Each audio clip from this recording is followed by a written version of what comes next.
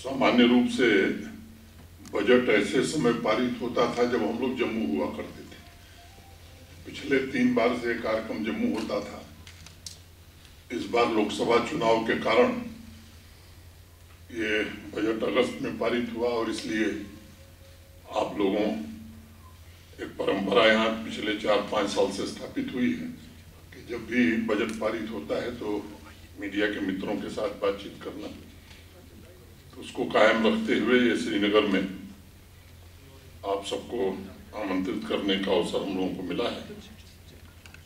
व्यक्तिगत रूप से मैं इसे एक ऐसा मौका भी मानता हूँ कि पिछली यादों का सिलसिला जो आप सबसे वो फिर से जुड़ जाता है और इसीलिए कहा गया कि हम खुदा के तो कभी कायल न थे, तुम्हें देखा तो खुदा याद आया।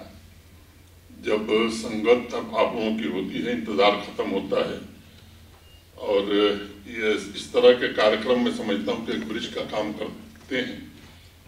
व्यक्तिगत रूप से मैं या प्रशासन के लोग और आप बातचीत करने का एक अवसर रहता है। मुझे ये पता है कि मीडिया का साक्षी भाव घटनाओं को रिपोर्ट करने का, या मैं कहूँ कि उसमें आपका अहम रोल है और आपसे बेहतर कोई नहीं जानता है। पिछले 5 वर्षों में मैं एक बात कह सकता हूँ कि आम आदमी की आकांक्षाएं और सामाजिक आर्थिक विकास के क्षेत्र में जम्मू कश्मीर ने काफी प्रगति की है और मुझे लगता है कि खुली हवा में सांस लेने का लंबे समय के बाद यहाँ के आम नागरिकों को अवसर मिला है।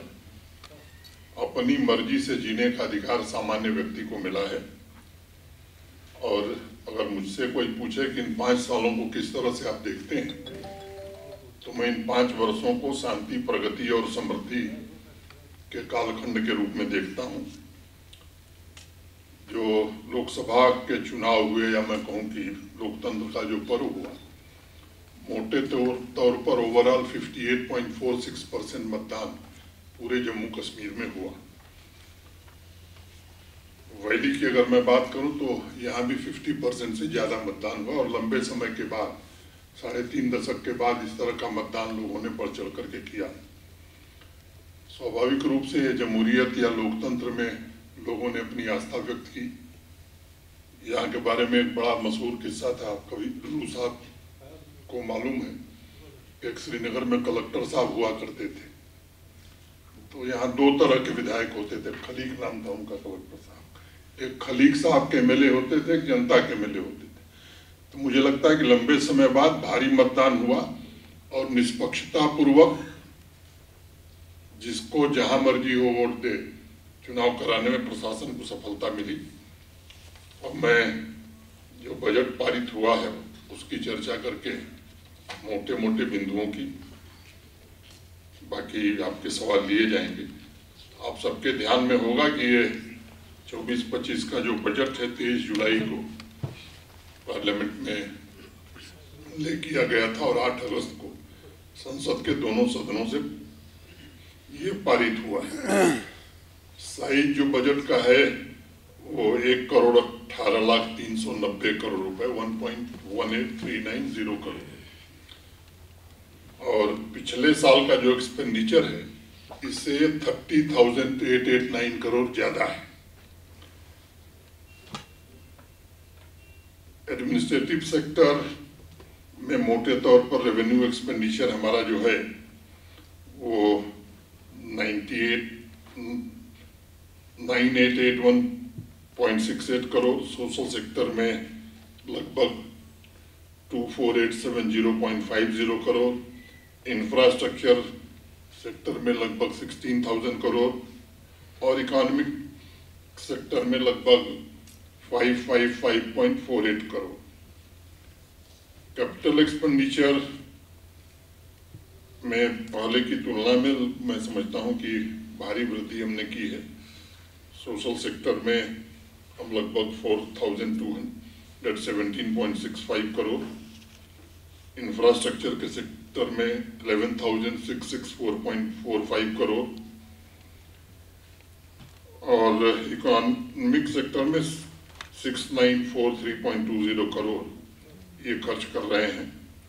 Capital expenditure contribution towards GDP 14.01%, और अगर मैं पीछे 5-6 सालों से तुलना करूं तो एक तरह से डबल हो गया है।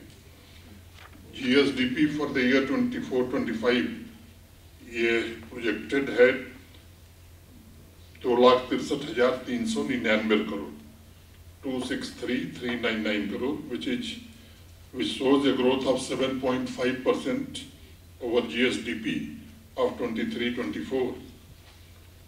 Tax या gross domestic product ratio for 24-25 has been projected at 7.92%, which is higher than previous year, that is 5.68%. Challenges आपको पता है, जम्मू कश्मीर में हिस्टोरिकली या लीगेसी का चैलेंज रहा है, फिस्कल मैनेजमेंट खास तौर से, और जो एक्सटर्नल प्रेशर रहे हैं हमारे ऊपर, हाई लेवल रहा है कमिटेड एक्सपेंडिचर का, और बिजली के क्षेत्र में एटीसी लॉसेस देश में सबसे ज़्यादा रहे हैं, जो हमारे लिए चैलेंज था, और इसके कारण दिक्कतें भी थी। यूटी गवर्नमेंट ने काफ़ी प्रयास किया है अपने प्रोजेक्ट एग्जीक्यूशन में, रेवेन्यू ऑगमेंटेशन में, और एटीसी लॉसेस को कम करने का विशेष प्रयास किया गया है। रेवेन्यू ऑगमेंटेशन जो हुआ है मोटे तौर पर जीएसटी रिटर्न कंप्लायंस, ई स्टैंपिंग सिस्टम, डीलर रजिस्ट्रेशन का एक्सपेंशन और ट्रांसपेरेंट एक्साइज ऑप्शन, इसके कारण रेवेन्यू रिसीट्स हमारी बढ़ी हैं, जहां 23-24 में 12,753 करोड़ था, वो इस साल बढ़ करके 13,900 करोड़ हो गया है। जीएसटी कलेक्शन में 12% का इंक्रीज है, एक्साइज में 39% का मोटे तौर पर इंक्रीज है। पावर रिफॉर्म की दिशा में जम्मू कश्मीर काफ़ी आगे बढ़ा है, और 5.74 लाख मीटर्स अभी तक लगाए जा चुके हैं, और मुझे लगता है कि इसके कारण 25% रिडक्शन ट्रांसमिशन और डिस्ट्रीब्यूशन लॉसेस में हम कर सकें। एक बात मैं जोर दे के कहना चाहता हूं कि पिछले 3 साल में पावर टैरिफ में 1 पैसे का इंक्रीज नहीं हुआ है, और इसका क्लैरिफिकेशन पीडीडी के हमारे अफसरों ने भी दिया है। और दूसरी बात कि देश में सबसे सस्ती बिजली जम्मू कश्मीर में ही दी जा रही है। कुछ एक प्रचार हो रहा है कि साहब बिजली बिल बढ़ गई है, बिजली बिल ज्यादा आ रही है, इसलिए मुझे ये बात कहनी पड़ी कि कोई बढ़ोतरी जम्मू कश्मीर प्रशासन ने पिछले 3 साल में पावर टैरिफ में नहीं किया है। और दूसरी बात कि वो आपके अगल बगल के जो राज्य हैं, चाहे वो हिमाचल हो, पंजाब हो, हरियाणा हो, इनसे तुलना कर लीजिए, या देश के किसी यूटी और किसी स्टेट से तुलना कर लीजिए, और फैक्चुअल स्थिति है कि एवरेज जो हमारी खरीद है उससे भी सस्ती बिजली हम यहाँ के कंज्यूमर्स को दे रहे हैं। अनेक एक्सपेंडिचर रिफॉर्म्स भी पिछले 4-5 वर्षों में जम्मू कश्मीर प्रशासन ने किया है। एक तो सेंट्रली स्पॉन्सर्ड स्कीम्स का कैसे अच्छे ढंग से हम दोहन करें, इसका एक सुनियोजित प्रयास हुआ, जिसके कारण 22-23 में जहां 6,400 करोड़ रुपए हम प्राप्त कर सके थे, 23-24 में वो बढ़ करके 10,300 करोड़ रुपए हो गए, और इस वर्ष मैं उम्मीद करता हूं कि इसमें और वृद्धि होगी। टेक्नोलॉजी रिफॉर्म्स के कारण ट्रांसपेरेंसी और अकाउंटेबिलिटी, खासतौर से बजटिंग और एक्सपेंडिचर के मैनेजमेंट में इसने बड़ा योगदान किया है, और एक सिस्टमेटिक ड्राइव चला करके प्रोजेक्ट्स की physical monitoring, geo tagging, photography के कारण काम की स्पीड हमारी 10 गुनी बढ़ी है। आधार सीडिंग और बायोमेट्रिक वेरिफिकेशन के कारण जो एलिजिबल लोग हैं उनको सोशल सिक्योरिटी स्कीम्स का लाभ मिल रहा है, और जो लीकेज था वो पूरी तरह से बंद हो गया है। अभी वित्त मंत्री जी को आपने सुना, इफेक्टिव फिस्कल मैनेजमेंट पर उन्होंने जम्मू कश्मीर प्रशासन की सराहना की है, और मुझे लगता है कि इसका बड़ा लाभ हमें हुआ है ट्रांसपेरेंसी लाने में, और पहली बार 28,000 करोड़ हमारा जो लंबे समय से ड्यूज था पावर सेक्टर का, वो रीपे कर सके हैं। नहीं तो ऋणम कृत्वा घृतम पीवेत, एक कहावत हमारे यहाँ, यावत जीवे सुखम जीवे ऋणम कृत्वा घृतम पीवेत, जब तक जिए सुख से जिए, कर्जा लीजिए और घी पीजिए। तो उस व्यवस्था से अब जम्मू कश्मीर पूरी तरह से बाहर निकल गया है। 77 ईयर्स में पहली बार यूटी ने कंट्रीब्यूट किया है कंटीजेंसी फंड जो आरबीआई ने क्रिएट किया है। 23-24 में फिस्कल डिसिप्लिन और खर्चों में कटौती के कारण हुंडीज और ओवरड्राफ्ट से अब जम्मू कश्मीर बाहर निकल गया है, जो यहाँ की परंपरा थी। जो इम्प्रूवमेंट्स हैं वित्त मंत्री जी ने बताया है, मैं थोड़ी सी चर्चा करके बात खत्म करूंगा। ये जो प्रयत्न किए गए हैं, इसके कारण रेवेन्यू में बढ़ोतरी हुई है, वेस्टफुल एक्सपेंडिचर कम करने में और ट्रांसपेरेंसी लाने में हमें सफलता मिली है। और इसका परिणाम ये हुआ कि जो जीडीपी हमारी 15-16 में थी, 23-24 में ठीक वो डबल हो गई। जहां 15-16 में हमारी जीडीपी जम्मू कश्मीर की 1.17 लाख करोड़ थी, वो 23-24 में 2.45 लाख करोड़ की हो गई है। और 24-25 में हम एक्सपेक्ट कर रहे हैं 2.63 लाख करोड़ की। तो ये डबलिंग द इकोनॉमी, ये बड़ा भारी अचीवमेंट मैं मानता हूं। चैलेंजेस हमारे पास बहुत थे, एक्सटर्नल चैलेंजेस थे, मैसिव फ्लड आ गया था जम्मू कश्मीर में, उस स्थिति से निपटना था। और पूरी मैं कहूँ कि दुनिया की सबसे बड़ी महामारी कोविड-19, इन सब के बावजूद इकोनॉमी को डबल करने में हमें सफलता मिली है। जम्मू कश्मीर बैंक एक जीता जागता उदाहरण है।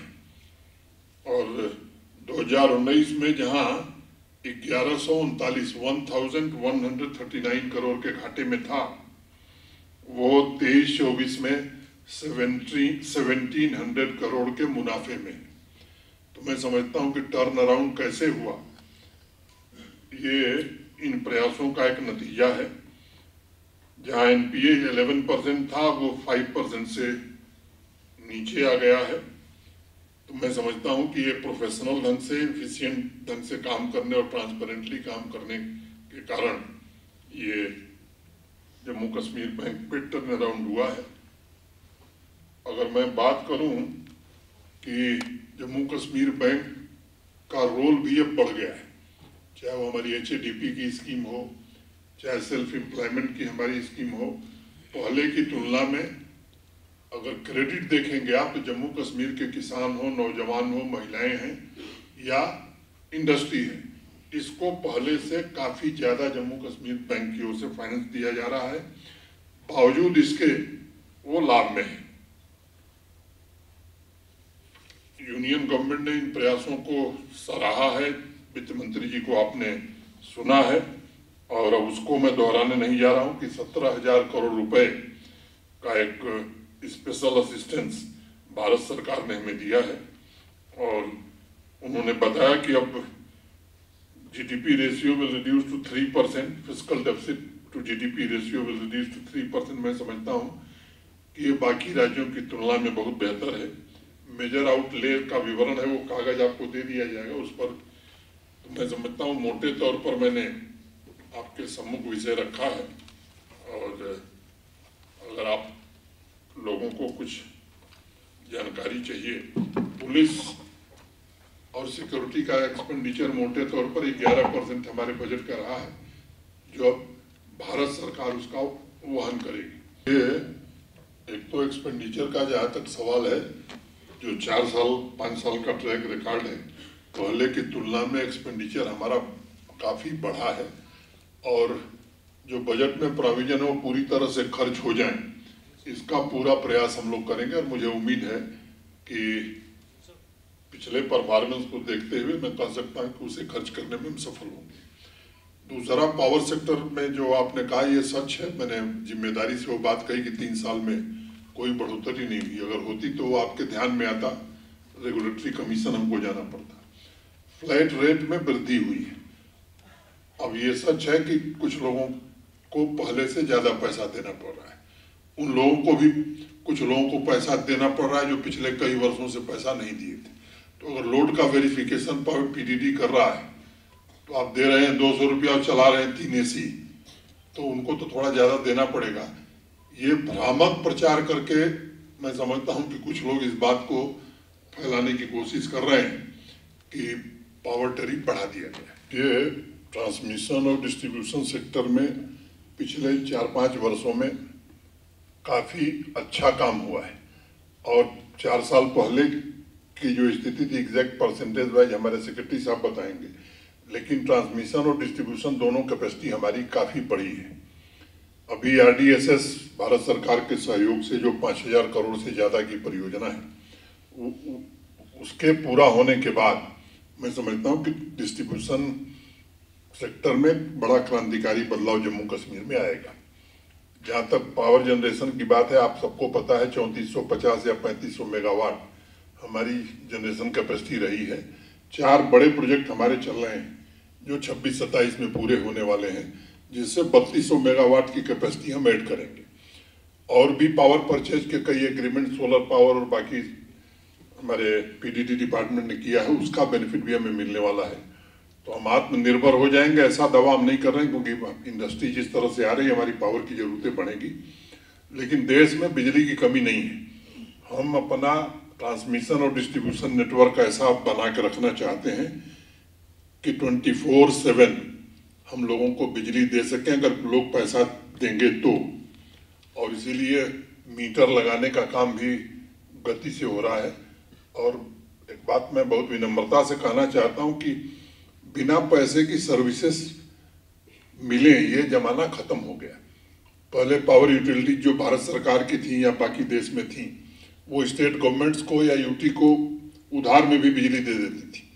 अब स्थिति है कि हम अगर पैसा नहीं देंगे तो JNK को बिजली नहीं मिलेगी। तो अगर हमको बिजली नहीं मिलेगी तो हम दे भी नहीं पाएंगे। हम ऐसी आदर्श स्थिति बनाना चाहते हैं और जम्मू कश्मीर के नागरिकों का सहयोग चाहते हैं कि आप ऐसी स्थिति बनाने में हमारी मदद करिए कि हम 24 घंटे लोगों को बिजली दे सकें। तो एक तो जो नुकसान हुआ है किसानों का, उसका असेसमेंट प्रशासन करा रहा है। असेसमेंट के बाद हम देखेंगे कि उनकी मदद क्या की जा सकती है। दूसरी बात कि सस्टेनेबल डेवलपमेंट अब बजट का हिस्सा है, और जो भी डेवलपमेंट हम करना चाहते हैं यहाँ की इकोलॉजी और इन्वायरमेंट को प्रोटेक्ट करते हुए करना चाहते हैं, ये बेसिक प्रिंसिपल है। ठीक है।